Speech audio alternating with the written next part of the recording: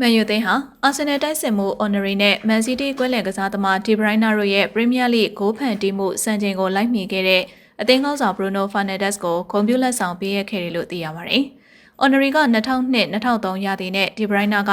2019-20ရာသီမှာ Premier League ဂိုးဖန်တီးမှုအကြိမ်20စီပြုလုပ်ခဲ့ကြပြီးတရာသီအတွင်း Premier League ဂိုးဖန်တီးမှုအများဆုံးအဖြစ်စံချိန်တင်ထားတာကို De Bruyne ကလိုက်မီခဲ့တာပါ။မနေ့ကရှင်ပြိုင်ခဲ့တဲ့မန်ယူသင်းက Nottingham Forest ကို3-2နဲ့အနိုင်ရရှိခဲ့တဲ့ပွဲမှာ Bruno Fernandes ကအသင်းအတွက်တတိယမြောက်ဂိုးကိုဖန်တီးပေးနိုင်ခဲ့တာဖြစ်ပြီးအမူမိုကသွင်းယူခဲ့ပါတယ်။ဒါကြောင့် Bruno Fernandes ရဲ့ဒီယာဒီ Premier League ဂိုးဖန်တီးမှုက20ပြည့်သွားခဲ့တာဖြစ်ပြီးမန်ယူသင်းကဒီယာဒီမှာသူ့ရဲ့ဂိုးဖန်တီးမှုတွေကနေ22မှတ်အထိရရှိခဲ့တယ်လို့သိရပါတယ်။ Bruno Fernandes ကဒီယာဒီပထမဆုံးဂိုးဖန်တီးမှုကိုအော်တိုဘာလမှာကစားခဲ့တဲ့လီဗာပူးနဲ့ပွဲမှာမှစတင်ရယူနိုင်ခဲ့တာဖြစ်ပေမဲ့တမိုင်းမှတ်တမ်းဝင်အောင်စွမ်းဆောင်နိုင်ခဲ့တာဖြစ်ပြီးလာမယ့် Brighton နဲ့ပွဲမှာဂိုးဖန်တီးမှုထပ်လုပ်နိုင်ရင်စံချိန်သစ်ကိုတဦးရဲပိုင်ဆိုင်တော့မှာပါ